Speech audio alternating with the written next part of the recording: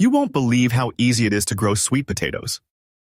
Most people think you need a big garden, perfect soil, or tons of work, but the truth is, you can grow sweet potatoes almost anywhere, even from one forgotten tuber sitting on your counter.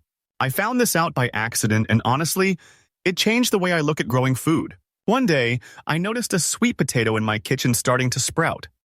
Little green shoots were poking out, and instead of throwing it away, I thought, why not give it a chance? I placed it in some water just to see what would happen. A few days later, those tiny shoots turned into long, healthy vines, full of life. That moment, I realized nature doesn't need much from us, just a little help to do what it does best. If you've never grown sweet potatoes before, you might think it's complicated, but I promise it's one of the simplest and most rewarding things you can do. You don't need fertilizers, fancy tools, or a greenhouse. You just need patience, sunlight, and a single sweet potato. Let me show you how it works. Start with one organic sweet potato. It's important to use organic because store-bought ones are often treated to stop sprouting. Take your potato and stick 3 or 4 toothpicks around its middle. Rest it over a jar or a glass so that half of it sits in water. Make sure the bottom half is submerged and the top stays dry. Then place it somewhere warm and bright. By a window is perfect. After a week or two, you'll notice small leaves and roots forming. These are called slips. They're baby plants that grow off the main potato. Each one of those slips can become a new sweet potato plant. When they grow about 6 inches long, gently twist them off from the mother potato. That's the moment you're holding life in your hand, tiny, green, and full of potential. Now take those slips and place them in a jar of water to let them form roots. It usually takes a few days. You'll see white roots spreading out, strong and beautiful. When that happens, they're ready for planting. Here's where the fun begins. You can grow sweet potatoes in the ground, in raised beds, or even in large containers. I've tried all 3, and they all work great. If you don't have a garden, grab a bucket, a big pot, or even an old bag of soil. Fill it with loose, well-draining soil sweet potatoes. Love space to stretch their roots. Make a small hole, place your rooted slip inside, and cover it gently. Don't pack it down too tight. These plants love air and loose soil. Give it a good watering and then let nature do the rest. Over the next few weeks, you'll see the vines take off like crazy. They'll climb, crawl, and cover everything around them. It's like watching a green carpet spread across your garden. And here's the best part. While those vines look beautiful on top, something magical is happening beneath the soil. Every single vine is quietly growing clusters of sweet, orange tubers underground. You don't see them, but they're there, getting bigger and sweeter every day. It's one of the most satisfying feelings as a gardener, knowing that something amazing is happening right under your feet. The key is patience. Sweet potatoes love warm weather. They need about 3 to 4 months of growth, depending on where you live. During that time, water them regularly, but don't overdo it. Let the soil dry a bit between waterings. And here's a secret. The less you fuss, the better they grow. If you're growing them in containers, make sure they get at least 6 hours of sunlight each day. The vines might get long, but don't trim them too early. They're feeding your tubers. Just guide them or let them trail down. It's beautiful to see. After about 90 to 120 days, you'll notice the leaves start to yellow and the vines slow down. That's your signal. It's harvest time.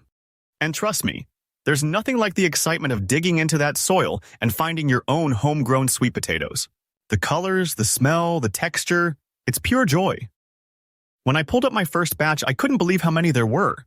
From just one potato, I got over a dozen plump, healthy sweet potatoes. And they taste nothing like the ones you buy in stores. They're richer, creamier, and full of that earthy sweetness you only get when you grow something yourself. If you want to keep your harvest going, save 1 or 2 of the best potatoes. Let them cure in a warm place for a week or 2, then store them in a cool, dark spot. When they start sprouting, repeat the process. You'll never need to buy sweet potatoes again. Another thing I love about these plants is that they're beautiful. Their vines make perfect living decor for patios and balconies. They clean the air, attract pollinators, and give you food at the same time. It's like nature's version of multitasking. A lot of people don't realize that sweet potato leaves are also edible. They're packed with vitamins and taste a bit like spinach. You can harvest them lightly through the growing season, and the plant will keep producing. Just don't take too many at once. Let the vines keep their strength. And here's a tip most gardeners don't know. If you replant a few slips right after harvest, you can grow sweet potatoes year-round in warmer regions, or at least get a head start for next season. Now, if your climate gets cold early, grow them in large pots so you can bring them indoors when the temperature drops. They keep growing happily as long as they get light and warmth. It's amazing how resilient these plants are.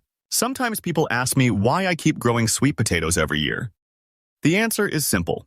They're reliable, they're delicious, and they remind me how little it takes to grow something wonderful. You start with one forgotten tuber, and a few months later you're harvesting food you grew with your own hands. That's real magic.